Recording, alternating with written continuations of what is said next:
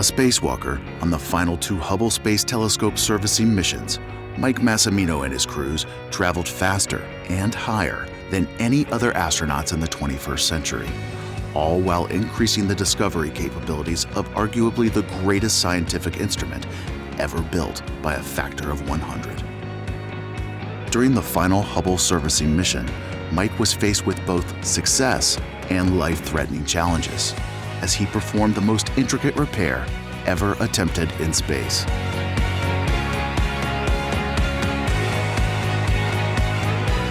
Hey, Mike. Yeah? He has made numerous television appearances, including a recurring role as himself on the hit CBS sitcom, The Big Bang Theory. The guys here call me Mass. Has been a frequent guest on late-night television broadcasts, has hosted educational television programs, and has provided expert commentary on many morning shows and network and cable news programs. He is currently featured in National Geographic Channel's series, One Strange Rock, and is the host for Science Channel series, The Planets and Beyond. He was also featured with his crew in the IMAX film Hubble 3D, and has been called the real-life astronaut who inspired George Clooney's role in the film Gravity.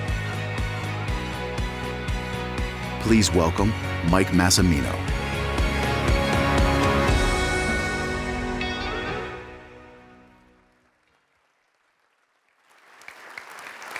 Thank you. Thank you very much. Thank you for having me. It really is an honor for me to be here at such an important conference with so many wonderful people. I first want to start off by thanking you for all the hard work you're doing around the world to feed the world, solve a lot of our problems. I know it's not easy. Starting to get a little bit of an appreciation for it. At dinner last night, met several of you and then some more people today, and listening and learning. Thank you so much on behalf of the whole world that you help, for all the hard work you do every day. I'm going to tell you a little bit about my path to becoming an astronaut, which was a lot of perseverance. I want to share with you some of my observations while I was in space of our planet and the surrounding area and our universe and how amazing it is. And hopefully some of that will relate to the things that you do every day. And I also want to tell you how cool it is to fly in space. So we'll do that, and then we're going to have a conversation with Stephen, and we'll take some questions. So I'll get going. I'll start with, where are we here? Right there. Let me go back. Let's go back one. Okay, that's not me, by the way. This is from the first moon landing. I was a little boy when this happened, but I remember watching Neil Armstrong take those first steps. I'm old enough to remember this when it happened back in 1969. I was watching on a black and white TV set where I grew up just outside of New York City. And I wanted to grow up to be an astronaut. More than that, I wanted to grow up to be just like my hero, Neil Armstrong. He was my hero. Here's my proof of that. This is me as a child dressed up like Neil Armstrong. The reason that that's a gray flight suit that I'm wearing is that it's a converted elephant costume from the first grade play. You know, so my mother helped me convert that to an astronaut costume. I'm holding my astronaut Snoopy. And he was Buzz Aldrin, and I was Neil Armstrong, and we would have these backyard adventures, and I wanted to grow up to be an astronaut. By the time I was about 8 years old, I realized I was never going to grow up to be like Neil Armstrong. That wasn't going to work. This is about the time that I discovered I was afraid of heights. And it is, how can you become an astronaut if you're afraid of heights? Plus, how do you do something like that? You know, that's impossible. You know, he was like a superhero. It can't happen. I just crossed it off the list of possibilities. But when I was a senior in college, I was studying engineering. I always liked math and science. When I was a senior in college, I went to the movies, and I saw a movie that came out at that time. This is the mid-1980s. It's called The Right Stuff. It's about the original 7 astronauts in America and the test pilots that came before them. It's based on a book by Tom Wolfe, American author, and I saw the movie, read the book, and I started thinking about, at this point, graduating college, what I was going to do with my life, and what was most important to me. What was I most passionate about? And it was the space program. It didn't change. I thought it was, how do you get involved with it? But I thought that was important. I worked for a couple of years for IBM after college, and then I went to graduate school with the idea to try to pursue the astronaut dream. I never really thought I could become I still wasn't convinced of that. But what I thought was, at least I could try, and if not, I could be a part of the space program. I could help in some way. So that was my goal. I went to graduate school. While I was there, NASA made an announcement that they were looking for astronauts. I filled out my astronaut application, And about 9 months later, I got a reply from NASA on official letterhead, and the letter said no. There were other words on the letter, but no would have gotten the point across. A couple years go by, NASA's looking for astronauts again. I was almost done with my education, so I sent in another application. I got another letter back from NASA about 9 months after sending that one in. This was a different letter. They changed the date at the top of the letter. Other than that, it was the same letter.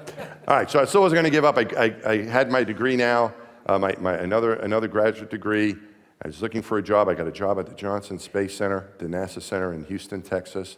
A couple years go by, NASA's looking for astronauts again. I send in another application. This time I don't get a letter. I get a phone call. They want me to come in for an interview. So now I'm a finalist. And the interview the process takes a whole week. There's medical exams, there's an interview at a selection board, there are social events. So they want to get to know you very well. And they got to know me very well, and with that information, they rejected me. So I was 0 for 3, right? Not only that, I was medically disqualified. Now, this is many years ago, right? Mid-1990s. You had to be able to see pretty well without glasses or contacts. That's not an issue anymore. But back then, you had to see pretty well without the aid of glasses. And I couldn't do it. I couldn't read their eye chart well enough. So they disqualified me. And on my exit interview, they said not only that I wasn't being accepted into the astronaut program, but they would never read my application again. I couldn't even apply again because I was medically unfit. So this was really disappointing, because I wanted to at least be able to try. I still never thought that they would take me, but you can't always control the outcome of things, right? But you can control your effort. And I thought, well, I'll just keep trying and we'll see what happens. As long as I try, I'm passionate about it, we'll see what happens. But they said I couldn't even try any longer. And they didn't accept any medical procedures or anything like that to change your eyesight back then. Again, all these rules have changed, so no worry if you or someone you know wants to be an astronaut and can't see very well, it's okay now. But back then it wasn't. Anyway, but I found out about something called vision training, where you can train your eyes and your brain to see better. NASA didn't think it was going to work, but they also said it wouldn't do any harm to my eyes, so I could try it. And I went through this training, and I was able to pick up a couple lines on the eye chart just so I could try again. And I was able to submit another application. NASA called me in for another interview a couple years later.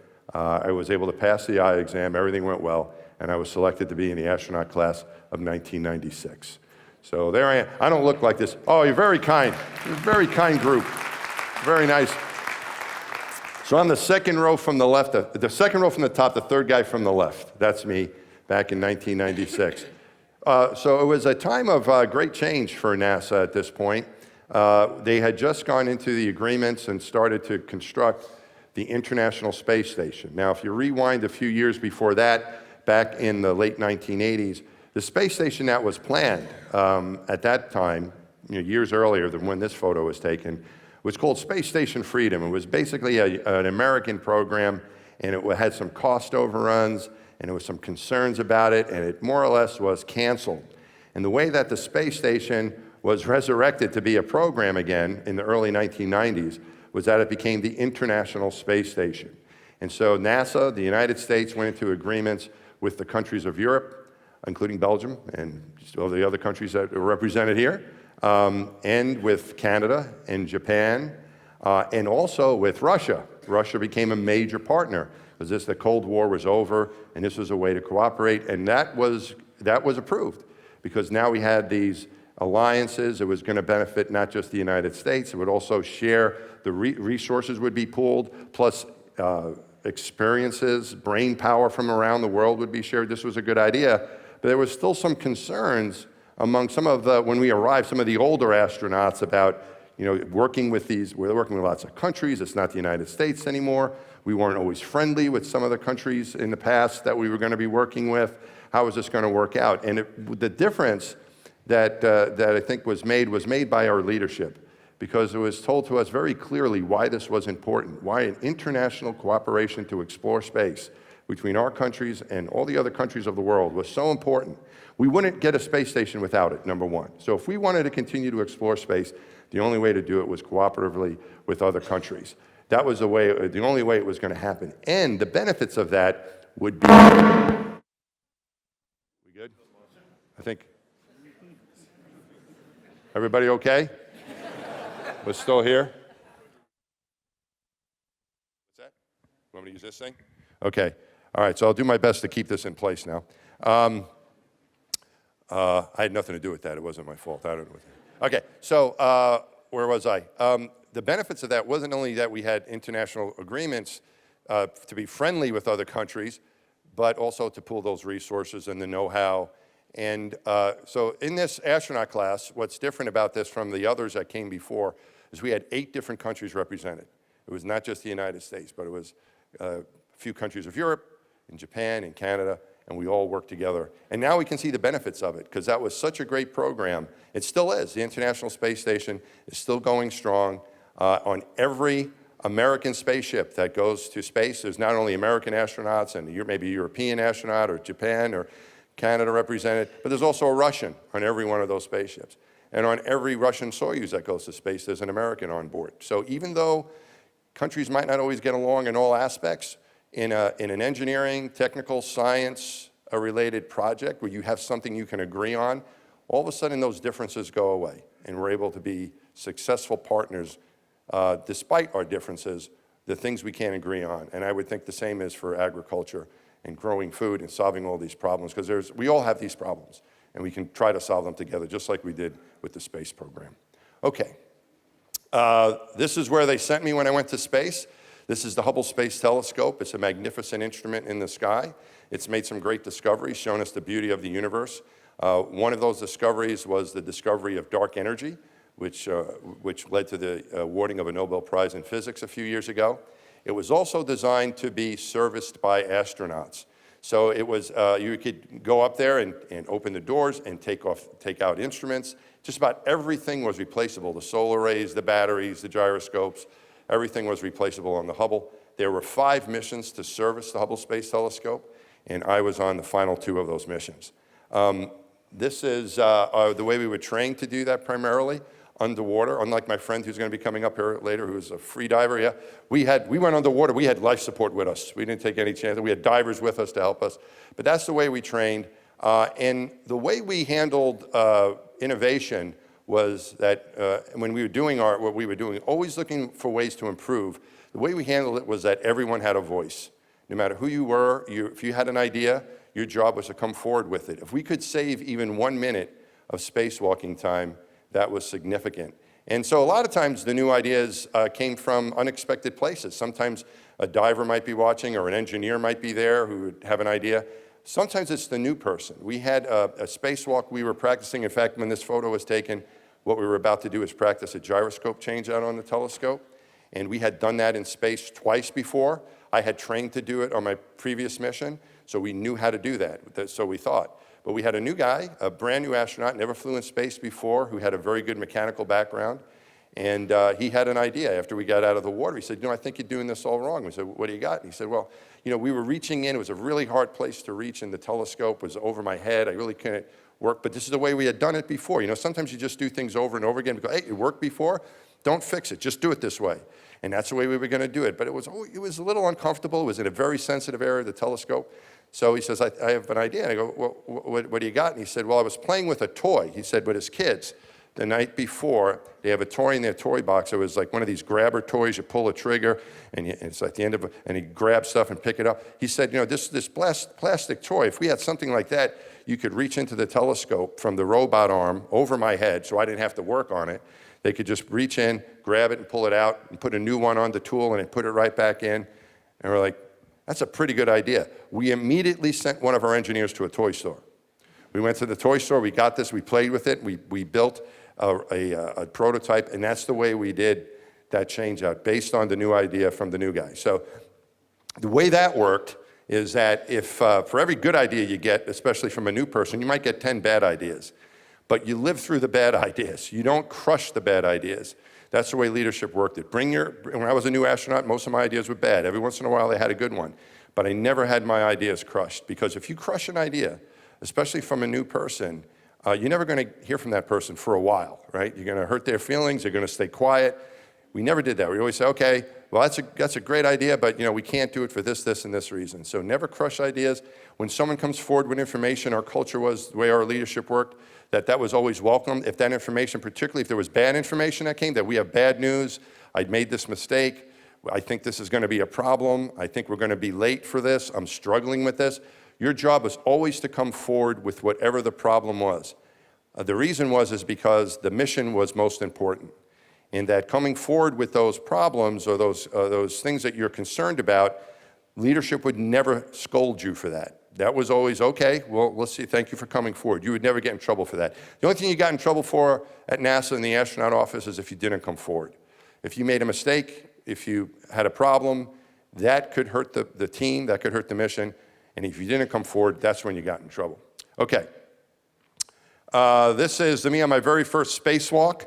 So the first thing you do on your spacewalk, your first spacewalk, is you get your picture taken. So I went up to the window and we took this picture because I am so blissfully happy when this photo was taken. You see the Earth reflected in my visor. It was wonderful to look at the planet from the window of the spacecraft. As soon as you get to space, you unstrap and you float to the window and take a look at the planet, and it's just beautiful. And then you get to work, of course, but outside, when you go to spacewalk, now it's not looking through the window anymore. The whole world, the whole universe opens up to you. Let me show you a photo. This is a picture from my mission. Does anyone recognize what we're looking at right here? Right, we're looking at, this is the Middle East, an area of a lot of conflict typically, but it looks so beautiful and peaceful from when you see it from space. There are no words to describe how beautiful our planet is when you see it from space. So I can just tell you what I was feeling. And my first spacewalk, I just kind of stuck to business. I didn't really look around that much. On my second spacewalk, though, it was actually a little bit easier. You know, we had more difficult things on the first spacewalk, and the second one was a little bit slower paced. I had some more free time, and I got ahead of my spacewalking partner at the time, and I knew this was a moment where I could just lose myself in the view for a few minutes and just enjoy where I was without worrying about the work we were doing. And it was a day pass, so the world was very brightly lit, and I looked at the planet, and the first thought that went through my mind was, people are not supposed to see this. This is something that is too beautiful for human eyes to comprehend. It's like a secret. You're not supposed to be looking at this. It's so beautiful. People shouldn't be seeing this. And I actually turned my head and looked away. And then it struck me, you idiot, of course you're supposed to look. I mean, you're up in space. When are you going to get a chance to see this again? So I turned back and I looked a second time, and the beauty of our planet was overwhelming to me, emotionally. So much so, as I was just staring into our planet, I started to get emotional, and I started to tear up a little bit. I could feel the tears kind of forming just from the emotion of how beautiful it was. And then I became horrified, because if you introduce water into your spacesuit, you can create a lot of problems. And if I did that and I created a problem, there would be an investigation, and I would have to admit that I was crying during my spacewalk. So I got myself under control, and I looked a third time, and the third time I looked, I thought to myself, this is a heavenly view. This is a view from far away, looking down, a beautiful view. And then I thought, after a moment or so dwelling on that no, that's not quite right. It's more beautiful than that. This is what heaven must look like. And at that moment, I felt like I was looking into absolute paradise. And that's the way I feel about our planet. It is perfect. It is beautiful. I can't imagine any place anywhere more beautiful than planet Earth. And then I looked at my hands and realized I'm wearing a spacesuit, and that I was in a place where I could not survive without life support. Home was right there, but I could not survive for very long without life support. And looking at the planet, if you look closely at the very top of that roundness on the horizon there's a very thin blue line. You can hardly see it, but that is our atmosphere. That's the only thing that's keeping us alive. And if you think of the Earth as an onion, the top thin layer of that onion is the size relationship of our atmosphere to the rest of our planet. And you see the fragility, you see the beauty, and then you look in the other direction, out into the darkness out there, and you know, it's kind of cool. There's stars and stuff out there, but we've checked out the neighborhood. We've got nowhere to go. We've got to make this planet work. So it's a beautiful place. I appreciate everything you're doing for sustainability and keeping it abundantly able to support life here, but it's also, it's very fragile. It's a beautiful home, but it's very fragile. Okay, just a couple more pictures, and then we'll get to, Stephen, I'll join you for a few, and we'll get to Q&A here. But I do want to mention a couple other things. This is a shot from my last flight, my last spacewalk. Those are my feet sticking out of the Hubble. I'm working inside a Hubble Space Telescope. What's going on the planet behind us is we're going from darkness into sunlight. So our speed around the planet is 17,500 miles an hour. So that's pretty fast. It takes 90 minutes to do one lap of our planet. About half that time is in bright sunlight, the purest, brightest, most beautiful white light I've ever been in, just beautiful white light for about 45 minutes, and then you go through the transition and you go into darkness, which is the darkest dark I've ever experienced. You need your helmet lights and lights around the spacecraft to see what you're doing. So you go through that transition every 45 minutes. So you get 16 sunrises and 16 sunsets in a 24-hour period. And so what we're doing now is we're going from darkness on the left into bright sunlight on the right. You will feel the warmth of the sun before you see it. It's kind of like if you're in the ocean or you're swimming and you get a warm or a cold current, you kind of feel it down in your bones. That's the way you feel the warmth of the cold as you go through the transition. So you'll feel the warmth first, and then you just wait and you'll see the sun, big, beautiful star in a black sky. That's kind of cool. And then you look back down and you see our planet, and you see that line, which we call the terminator. That's the day-night line. And as you fly over it, you see it moving. It's tracking across our planet. And what that is, it's the rotation of our planet. And I realized, looking at this on my final spacewalk, that that's not. It's the Earth. The Earth is what's moving. The sun is not moving. Of course, we're moving around the sun with all the other planets and stars, and that rotation of our Earth is what causes. Just there's a song in the United States we sing it. The sun will come up tomorrow. No, it won't. The Earth is going to rotate toward the sun tomorrow. The sun's not going anyplace. So, but that's motion. As I stared at that motion of the planet, and I could see that we're at a high altitude, so we could see the curvature of the planet, and as it's moving, the word that came through my mind was permanence. That this is something that has been going on for billions of years. This cosmic dance between the Earth and the sun and the moon and the stars has been going on for a very long time, long before any of us got here, and it'll be going on long after we are here. But this is our time. These are our orbits. Those sunrises and sunsets are our time right now to make a difference. The other thing that hit me during that last spacewalk, as I was looking at the planet and going around it so many times and through these transitions, I realized that everything I have ever known has been here. Everyone that came before me, all my friends and family, everyone I love, everything I know about is on this planet, and for a long time after, everyone's going to be here. This is where we are. And my connection with the Earth and my thinking of what home is changed on that last flight. When I was a little kid, I grew up in Franklin Square. That's where that photo was taken. That was my home. When I would think of home or going home, it would be going back to Franklin Square. As I got older and I went to college and started going around the country a little bit, I thought of myself more as a New Yorker. I'm from New York. That's where I'm from. And then when I was an astronaut, I was an American. I'd travel around the world. I'd represent my country, had the American flag on my arm. I'm an American. But since that experience, that last spacewalk, looking at the planet, it changed the way I think about things. When I think of home, I think of Earth. That's our home. When I think of home, this is where my home is. And it's a home that all of us share. Everyone in this room, no matter where you've come from to be here today from around the world, all of us live in the same place. And we're in this together, no matter where we're from.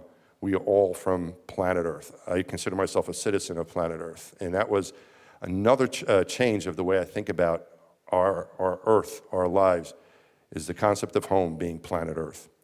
This is going to be my last slide, and then we'll get to conversation and questions. This is a Hubble image. I call this the big picture. It's a section of the sky in the star field of Omega Centauri. Each one of these dots that you see here is a star, just like our sun is a star. And there are about 100,000 of them in this one frame, part of a larger star field with over 10 million stars. And I think of this, when I was working as an astronaut, especially, or what I do now as a professor, whatever it is we're doing in our lives, I think it's important, especially for all of you with the hard work you're doing, that's so important. I think it is really necessary to keep that big picture in mind, particularly when times get tough. As an astronaut, I love my job. I miss a lot of it. I'm very happy with what I'm doing now.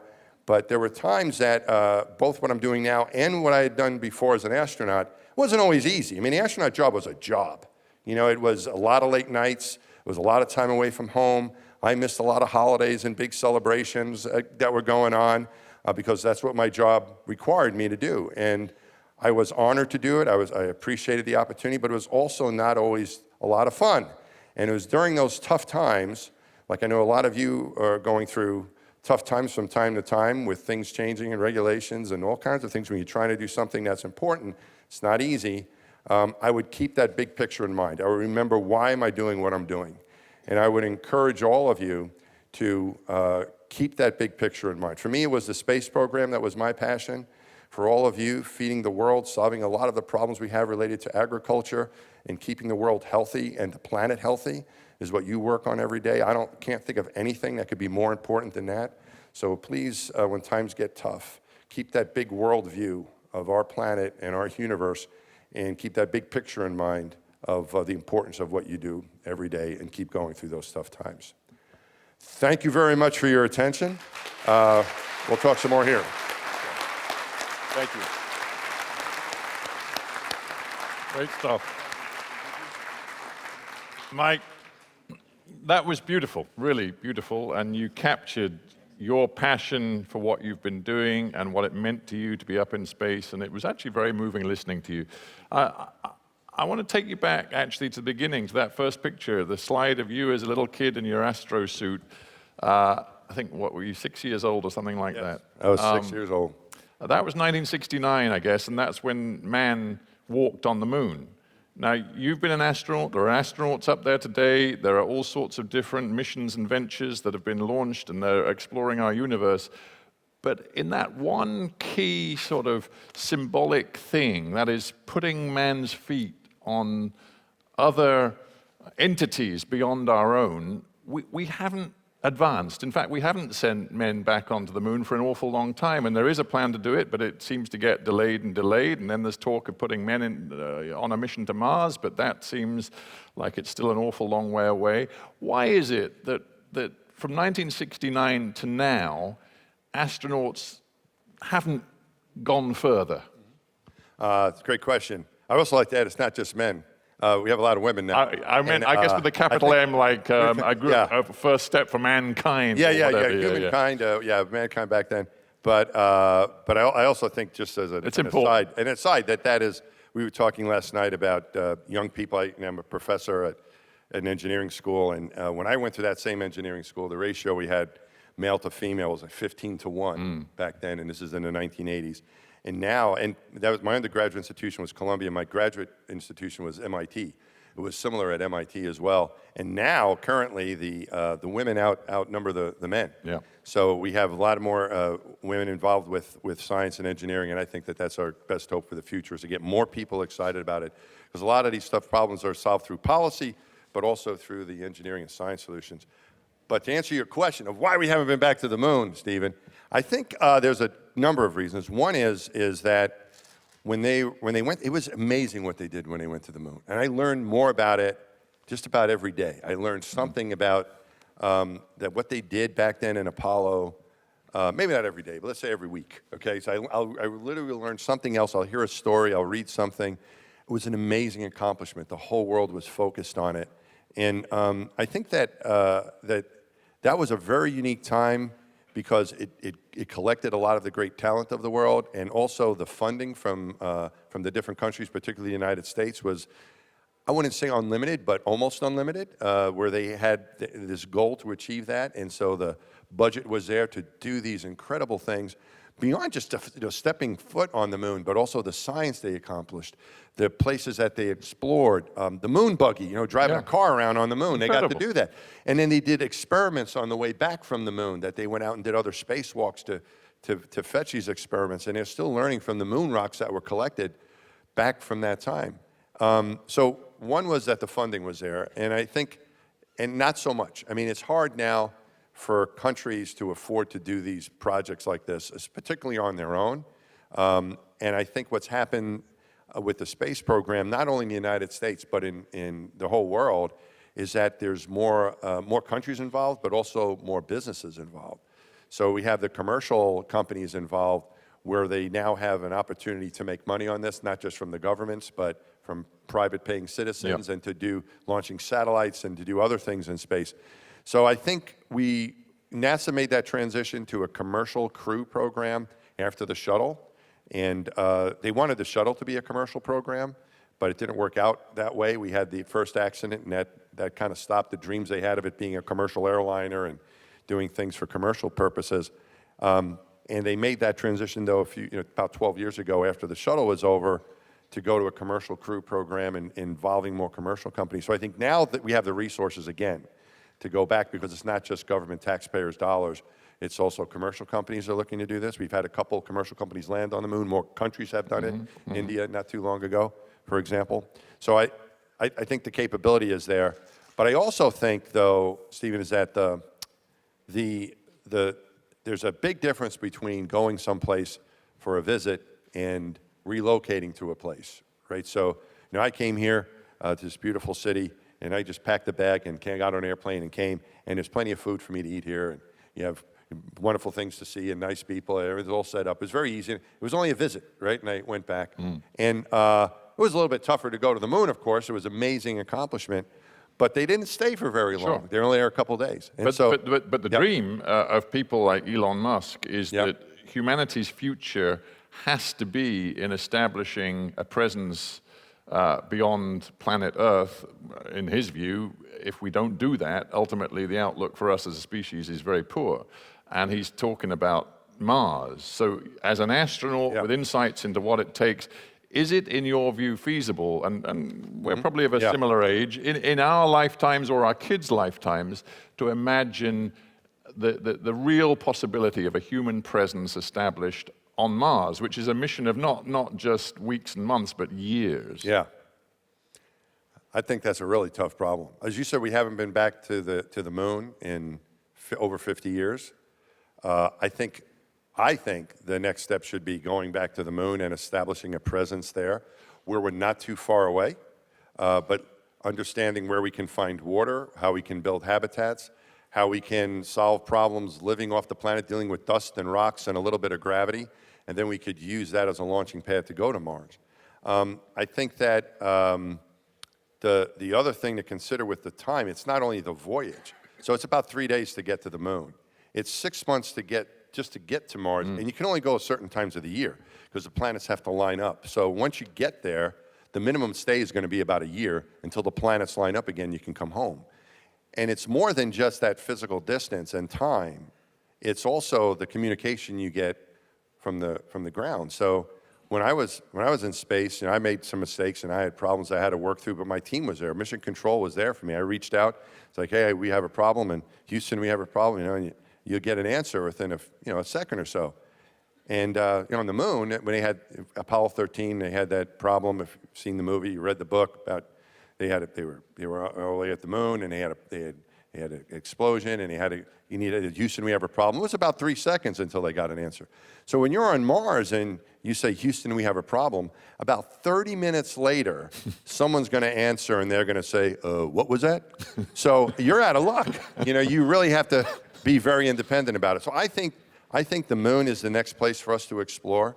I think this idea of leaving the planet and being able to establish a place somewhere else is a good idea, but the best place on any of these places, whether it's the moon or Mars or anywhere else, the very best place is nowhere near the worst place we have right now here on Earth. Right. We are so lucky to be here. Yeah. So I really think that leaving our planet is about preserving our planet. And if there is a way that by going somewhere else, we can learn about better ways to take care of our planet, better energy sources, ways to, some of the problems we need in space, for example, having clean water and filtering water and reusing water. We do that on the space station.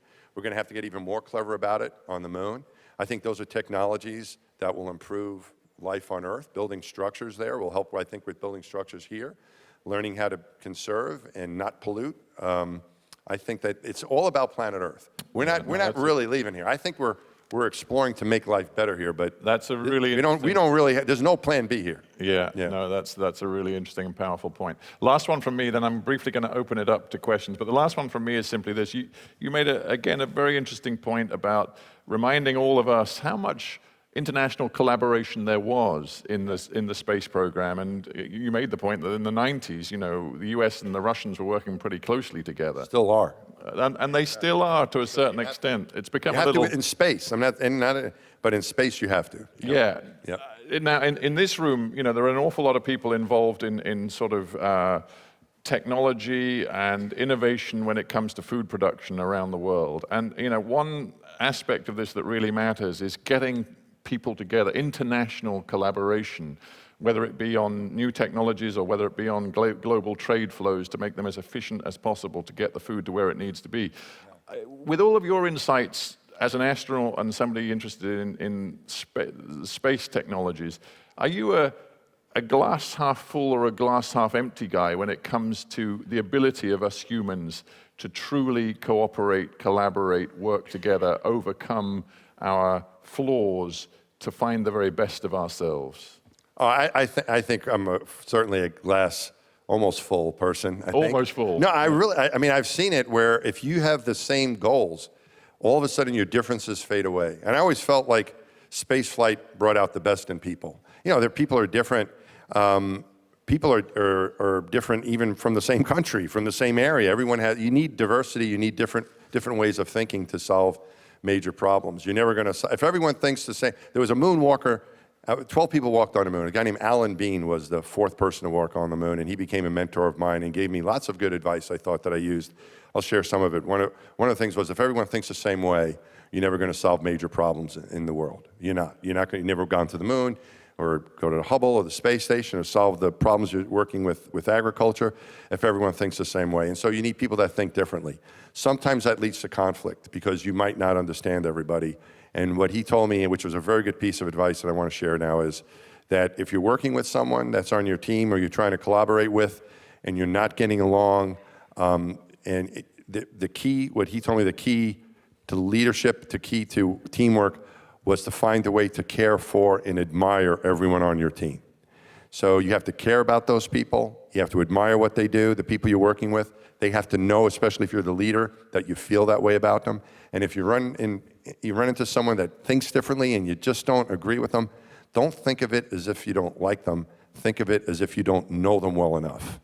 And take that extra time to get to know them. And that was particularly helpful for me when I became more of a leader on my missions, was if there was someone who was not getting along or people didn't understand, that's the person you need to take some extra time with to get to know and look for something that you care for and admire about that person, because what matters most is the mission. And if you can keep the mission and your passion, like everyone here is trying to accomplish their mission collectively to feed the world and to food safety and availability, that is a higher calling. That's something that's bigger than anyone individually. And if you keep that in mind, then you can cooperate no matter who it is you're working with. And what I saw happen at that point in my training as an astronaut, when we all got together, my class, one of the things we had to do is we had to learn about Russian culture. This is back in 1996. And so a lot of the folks that I showed you in that picture were military veterans. I was a civilian, but we had a lot of military test pilots. And when we had our introduction to Russian culture, for example, we were asked, what do we know about Russian culture or whatever, and I didn't know very much. But some of my friends, particularly the military folks, knew about certain places in the former Soviet Union because that's who they were lined up to do battle against, right? When years earlier, back 10 years earlier, let's say. And now we were cooperating with them. So, and we get along very well because when we have that common goal of exploring space, of getting the job done, when you have that common goal, I think all the differences seem to not count as much. And if you can keep that goal, the passion that is shared between different cultures, different people, different organizations, when you have that common bond, I think that overrules any differences you might have. Yeah, I love hearing you talk about the commonalities, shared purpose. Ever thought of running for president? No.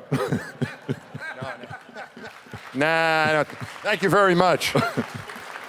I appreciate it. I appreciate that more than I can actually express. I mean- I will tell my wife you said that and see what she said. But I don't know if we're going to get that one. One or two astronauts going back who toyed with the idea of running for president. Yeah, some of my friends. Yeah, one of my good friends is a senator. I'm just saying, don't rule it out, because No, you never know. the current approach to America's power in the world isn't necessarily something that the rest of the world, fully understands or appreciates or thinks is going to work too well for all of us. So just think about it. I'll take it as a compliment, Stephen. Thank you. All right. We honestly, we're slightly cut short on time because we're slightly overrunning, but only because the talk is so good. So I'm going to try just to squeeze in a few questions before we have to say goodbye to Mike. So, sir, you've got your hand up, so we'll get the mic to you. Just bear with us. Just introduce yourself and a very quick question, if you could. Kurt Geisert, I'm one of the guys in the House of European History. Thank you for mentioning ISS and Russian participation. Do I interpret you correctly? You are optimistic that this cooperation can continue? Yes. Okay, sorry. The cooperation between all the countries, yeah, absolutely, I do. I don't. First of all, there's for the space station. The reason that we still do what we do is that it's there's two major segments of the space station. One is the U.S. operating side, which is the United States plus the countries of Europe. The European Space Agency has a module there. They have a control center in Germany. The Japanese has an experimental module. The Canadians have all the robotics on board. And then you have the Russian segment with Russian experimentation and habitat and so on there. And so you go up, you fly up from Russia, or you fly up right now from the United States. And if you had to abandon the space station for some reason, or if like there was a problem with one of the spaceships, or with a crew member, and the Soyuz had to go back down to Kazakhstan, you wouldn't want all the Russians leaving because you still need someone to tend to the Russian side. And the same on the other side, on the U.S., European, Japanese, Canadian side. You don't want to let everyone leave, and then you only have the Russians up there. They'd be fine, of course, to try to help, but for safety reasons, you need to have at least one from each side on each spaceship that goes up. And that's a safety issue, and that is not going to end. I can't see how that could stop. And but as a result, the ties are still very strong, I think, between the two space agencies, certainly between the astronauts and the cosmonauts. But Yes, sir? we are seeing the militarization of space, and the big powers in this world clearly believe that they need to project some sort of military power in space these days. That might be true, but not on the space station.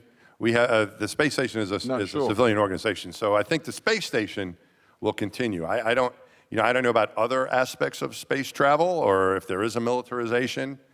I don't know what we're going to have there. The president created a U.S. Space Force, right?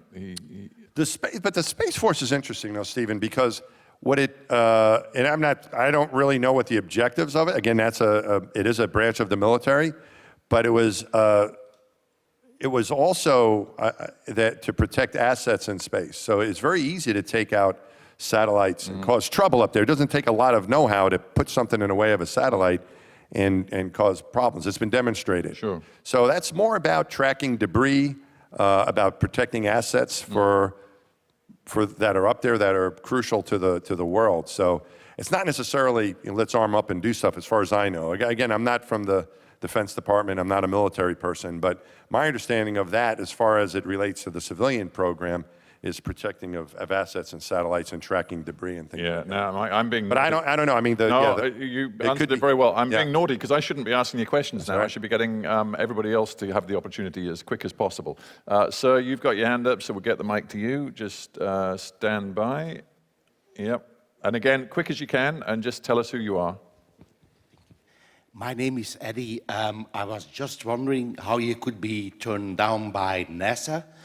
If you read André Kuiper's book, biography, The Dutch Astronaut, he wanted to become an astronaut, but he had an eyesight problem.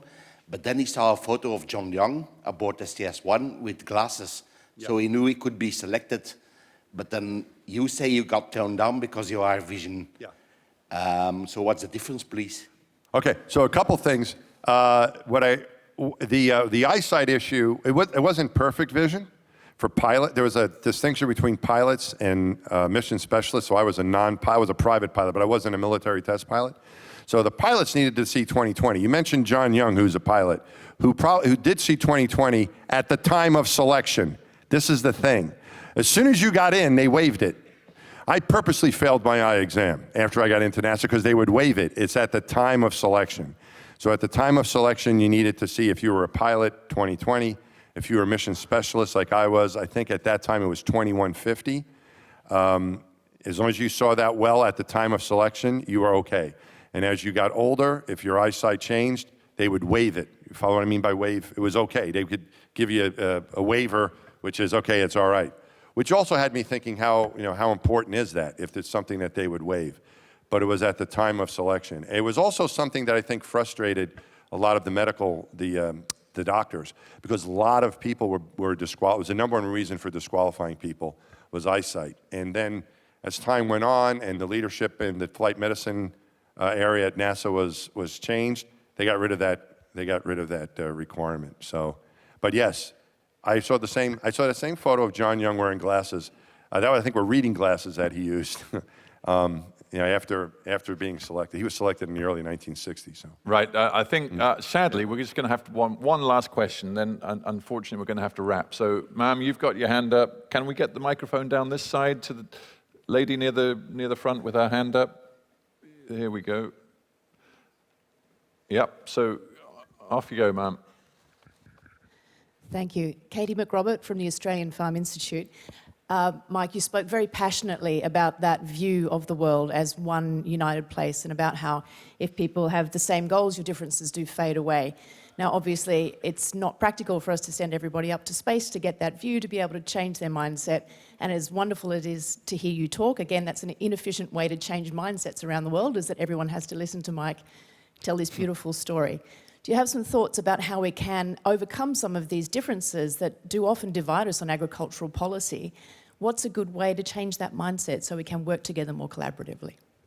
I think it's from my experience, what I've found when there was conflict is that thought of trying to get to know each other better, just spending time together, and seeing where there is that common ground. So what I found with whether it's an international astronaut or just even an American who's on our team, there may be some conflict or not getting along or not seeing it. That requires a little more work, I think, to get to know that person, get to know what they're doing, and find the common ground between you. That's what's worked for me, and I think what's worked for our program. Don't assume that there's going to be conflict, but there will be conflict. And I think too that what I tried to do was this advice I got from my friend was trying to find a way to care for and admire everyone, trying to find that good thing about everyone that you're working with. There's going to maybe a lot of things that will still be a problem, but if you have that one thing, put that in your head. I call it the bank of good thoughts, and I put that in my bank of good thoughts. And if I ever had a conflict with someone I needed to address, because you're going to have to raise issues, I would lead with that good thought first and try not to destroy the relationship by causing a fight right away. And because I think once you do that, where you strike first or you bully or whatever it might be, that is a good way to destroy a relationship and may not be repairable. And if you try to remember, we're in this together. We have a common goal here or there, wherever it is.